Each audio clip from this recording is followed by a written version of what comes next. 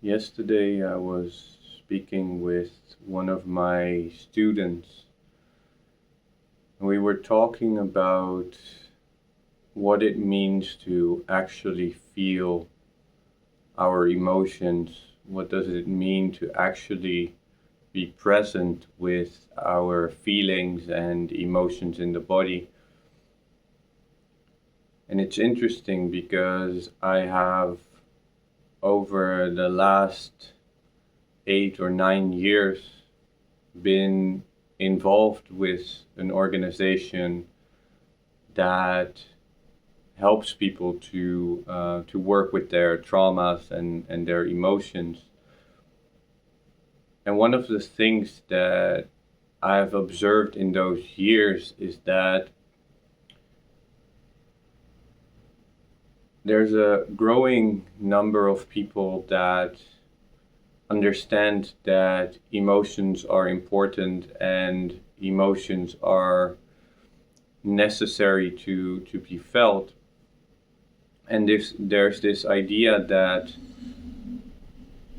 we need to release our emotions, and for a lot of people there seems to be some kind of tension around it, that if we don't release the emotions it will lead to bad health or some detrimental consequences to our health or our energy.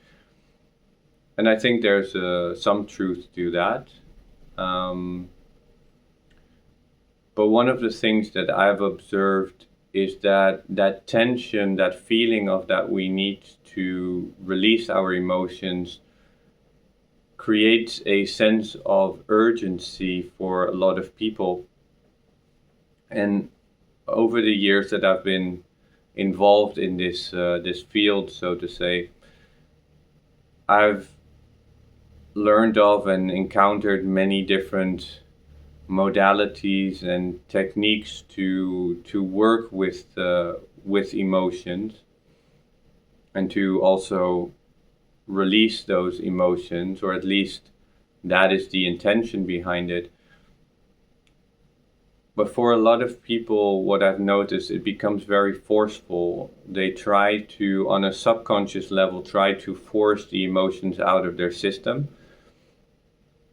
There seems to be this misconception that there's something that we can actually do to release the emotions from our system. And it's my opinion that nothing that we can actively do will release an emotion, because the emotion, like I said earlier, needs to be felt. And feeling has nothing to do with doing. Like, most of the time when we go into doing, when we have a clear intention of changing something, we're actually not present with the current reality. So if that is the case with your emotions, where you feel something coming up and now you need to give it a certain expression because you think that that is the way to actually release the emotion, you're not actually releasing it. In fact, in my perspective, you're actually blocking the emotion from having the possibility to be integrated in your system, because on a subtle level you're fighting with your own emotional state. The only thing, in my perspective, that can truly, so to say, release an emotion, I prefer the term integrate an emotion.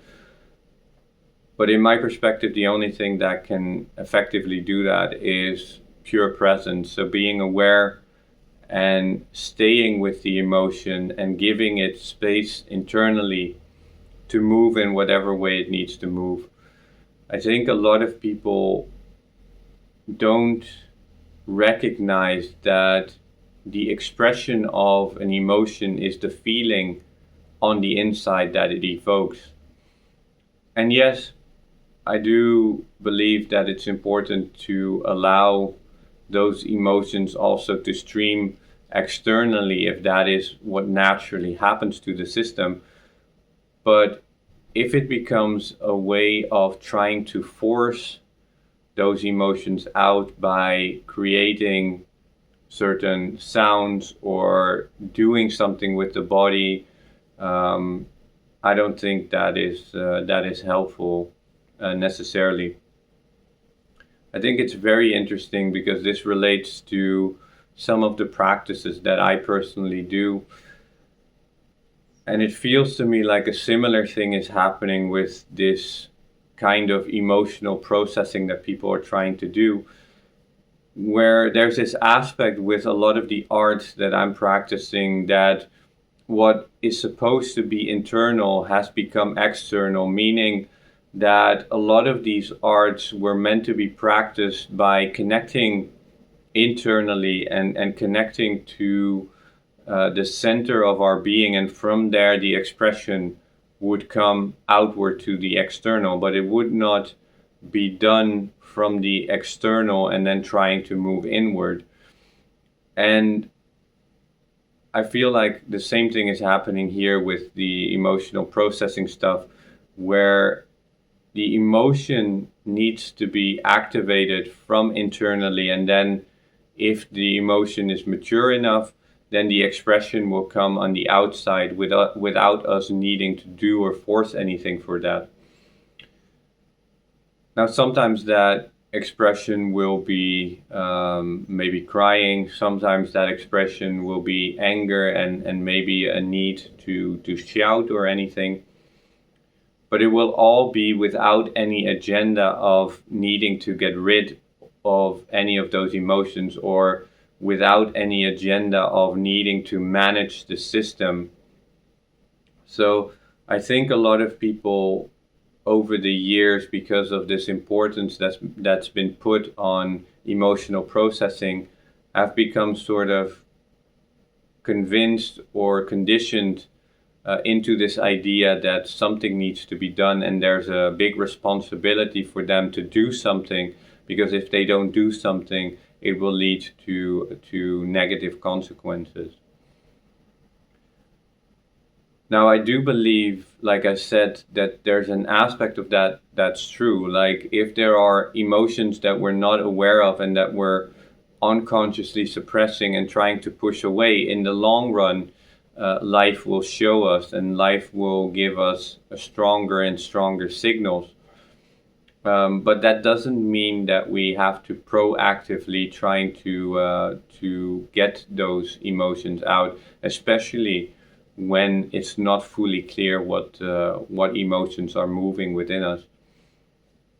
So I'm much more a fan of learning to observe your system and constantly bringing your mind back into the body, and keeping the mind as much as possible in the body also when emotions do come up, and then constantly in the moment feeling what is supportive for me actually feeling this emotion even more, without having any agenda or without trying to push it away, or without trying to get it out of me necessarily. So staying present with it, watching it, observing it, feeling it, and over time, what will start to happen is that there's more space within the system, because you're not fighting, you're not contracting. So the emotion just gets space to move through the system. And then what we will generally start to experience is that the emotion sort of gets integrated into the system and transforms back into what it originally was, which is energy that just got stuck because of some reason, because of some experience in the past. But yeah, this aspect between doing and actually being receptive and allowing the emotion to take over the system and surrendering to that without making it bigger or smaller. I think that's very important, because the doing aspect of our being, that's the more young aspect of our system, and it's the yin aspect of our system that is more related to the quality of our inner life, the emotions. So those are opposed to each other. None is better than the other, but it automatically means that if we go into a mode of doing, that we're sort of disconnecting from the mode of feeling.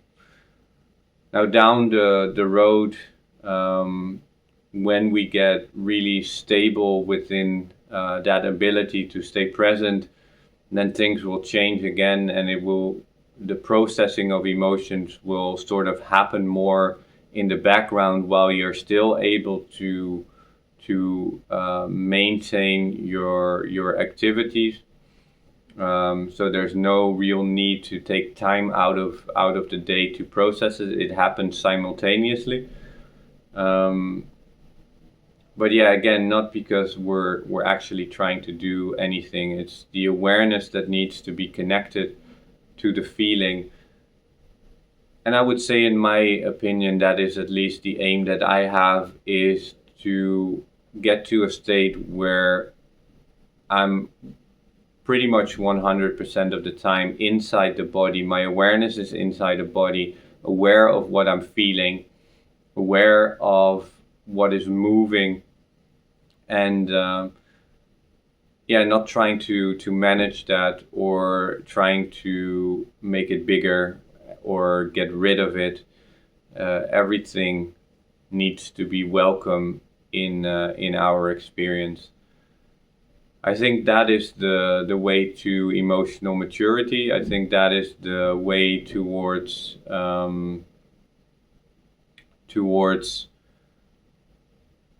embracing the emotions and integrating them, and and becoming more stable in that sense.